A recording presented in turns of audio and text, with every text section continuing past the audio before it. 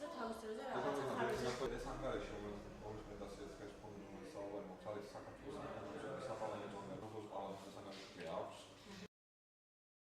პრობლემები, რომელიც კვლავ რჩება 2013 წელს, ესენია პრივატიზაციის პრობლემა, დევნილთა განსახლების პრობლემა, ასევე განსაკუთრებით მძიმე ობიექტები და ასევე ანგარიში ეხება იმ პირთა უფლებრივ მდგომარეობას, რომლებიც ცხოვრობენ საზღვისპირა სოფლებში, ეგრეთ წოდებულ ადმინისტრაციულ საზღვართან და რომელთა უფლებრივ მდგომარეობა ხშირ შემთხვევაში ძალიან მძიმეა. მიზეზი ალბათ რატომაც ვერ ხდება გადაჭრა, ერთ-ერთი არის სახელმწიფო ნება, რომ პრობლემა გადაიჭრას ნაკლებობა ამნების და მეორე ალბათ